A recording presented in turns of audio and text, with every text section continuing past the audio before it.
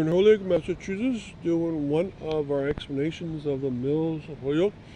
This is in front of what is now the Massachusetts Green High Performance Computer Center. And what I'll do is I'll explain the center first, and then I'll explain the Farr Alpaca that preceded it. Now, they moved in here about 12 years ago, and they use their energy at nighttime when the electricity rates in Holyoke are extremely low, probably the lowest nighttime electric rates in New England. And that's why they're located here. And they're low because the dams here and the canal power is here generated very low electric rates. Now, this is a computer that's hooked together and to make stronger ones, and you can see on the second floor through that tinted window, you can see all the computers inside of there. And they're strung together out of very powerful computers, and since they're all strung together, make it even stronger. This is the most powerful computer east of the Mississippi River within North America, and they do research from 5 different universities, most importantly from Massachusetts Institute of Technology, which got their program going, but also UMass System, Boston University, Harvard, and Northeastern Universities. It's located off Bigelow Street and Appleton Street, and they do great research here, but you'll only find it in research papers. Now, what was here before was the Farr Alpaca. Now, the Farr Alpaca 3 is right next to it, and that's why we stopped here. It's being renovated today, and within a few months it'll be finished, and they'll have new housing units. I believe about 80 new units. They're going to be tailored for people 55 years of age or older. And that's the Farr Alpaca Mill number 3, which took the place of the Holyoke Innovation Building that was preceded at that location. Now, Farr Alpaca made, like it says, Farr is the guy's name. Alpaca wool is the wool off of an alpaca animal, not of a sheep. And alpacas are not found in North America. They're found in Ecuador and Peru. And they had to ship the alpaca wool to the United States on ships and then trains, and then it came here. And why try so hard is because alpaca does not allow water to get into itself, so it's 100% resistance to water itself. And thus, the military loved that use. You could be in trenches, surrounded by water, you'll never be affected. The water will never get into the alpaca. And thus, the men can stay warm and not wet. And if you're not wet, you're probably not going to get very cold.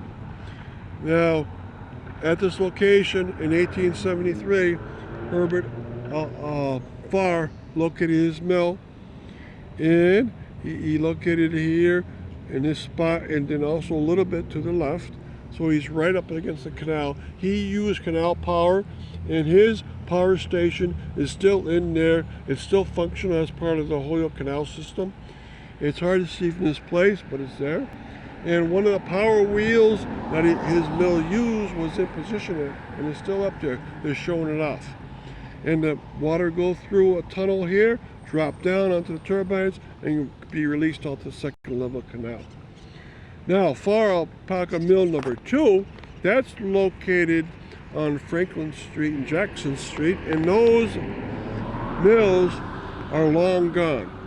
They would have 7 locations that they had, their mills. Only 3 of them got numbered, so 1, 2, and 3. And when they left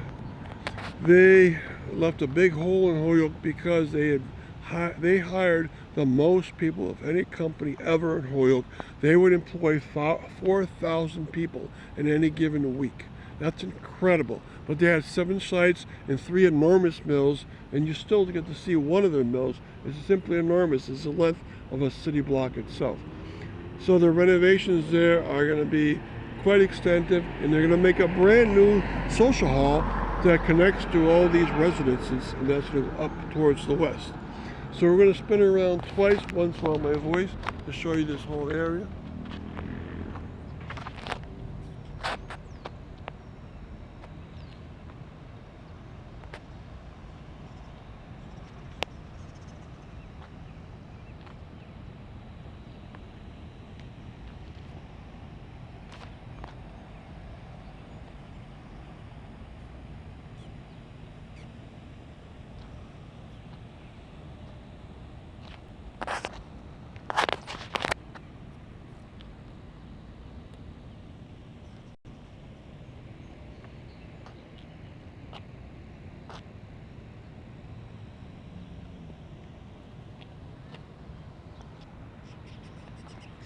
All right, so I'm going to show you some other small features off of this that'll be greatly enhance your enjoyment. Along the canal, there's an extension of what looks like a part of the canal walkway. It's not really. So the computer center put it in just to look like a walkway to fit in with the other two walkways already there that are for the public. So don't walk on there. The canal, first level canal is just beyond it.